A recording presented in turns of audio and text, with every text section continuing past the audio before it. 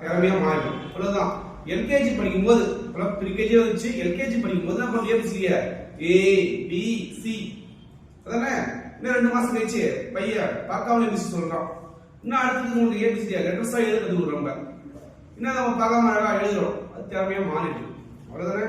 Tables படிக்கிறோம். இப்ப 6 tables சொல்லுங்க கேட்டா அதே எல்கேஜி சொல்லிப்பீங்களா? அப்ப எல்கேஜி பண்ணி தர முடியா? கரெக்ட் தானே.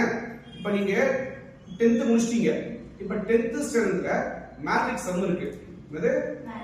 இப்ப நீங்க உத்தர போட மாட்டியா? அதுவே 10th போய் போடணும். அப்ப அவன் டேலண்ட் கிளாஸ் ஸ்டூடண்ட்ஸா? மூணு டேலண்ட்ஸ் கிடையாதா? ஷெம் டேலண்ட் கிடையாதா? டேலண்ட் கிடையாது. இப்ப திறமை அவனுனா இப்ப நீங்க திறமைசாலியா?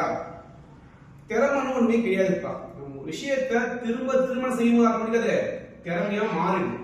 அதான் உங்களுக்கு புரிஞ்சுக்கணும். நீங்களும் பாத்தீங்கன்னா நீட் படிக்கிறீங்க, டாக்டர் ஆகும் அப்படின்னா உங்க திறமை ஒன்னே ஒண்ணுதான். திரும்ப திரும்ப படிங்க. படிச்சா மறக்கும். அப்படின்னா அர்த்தம் நம்ம சரியா படிக்கிறோம் அர்த்தம். இன்னும் மறக்கல அப்படின்னா நம்ம படிக்கவே அர்த்தம். புரியுதா சொல்ற கான்செப்ட்? ஒரு விஷயத்த என்ன பண்றோம், திரும்ப திரும்ப படிங்க, மறக்கும். என்ன அதுக்கு ஒரு விஷயம், திரும்பவும் படிங்க. திரும்பவும் என்ன பண்றோம், திரும்ப திரும்ப படிக்கிறத தவிர வேற வழி கிடையாது. இன்னும் படிச்சு மறக்கல அப்படின்னா 2 இருக்குதுல. நிறைய டைம் படிச்சு மறக்கல அப்படின்னா நல்லா படிச்சுன்னு அர்த்தம். இன்னும் படிச்சு மறக்கல அப்படின்னா நீ சும்மா அப்படியே பார்த்து மொபைல் வச்சு. புரியுதா? திறமையை வளர்த்துக்கணும்னா நேரத்தை வீணாக்காதீங்க, நேரத்தை அதிகப்படுத்துங்க. காசு பணம் எல்லாமே சம்பாதிச்சுக்கலாம். நேரம் பத்தியா அது மட்டும் சம்பாதிக்கவே முடியாது ஃபர்ஸ்ட். புரியுதா? இப்ப நேரத்தை என்ன பண்ணுங்க, வேஸ்ட் பண்ணாம படிங்க. நம்ம டெஸ்ட் வச்சுதான் படிக்கணும் அவசியம் கிடையாதுப்பா.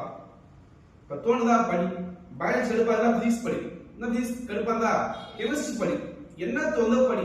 எதுவுமே பிடிக்கலையா யூடியூப் பாரு, இதான் புடிச்ச பாட்டு கேளு, ரிலாக்ஸ் ஆகும் மைண்ட். தூங்கணும் அட்லீஸ்ட் படுத்து. நீ எப்பெல்லாம் தோணுதோ அப்பெல்லாம் படி.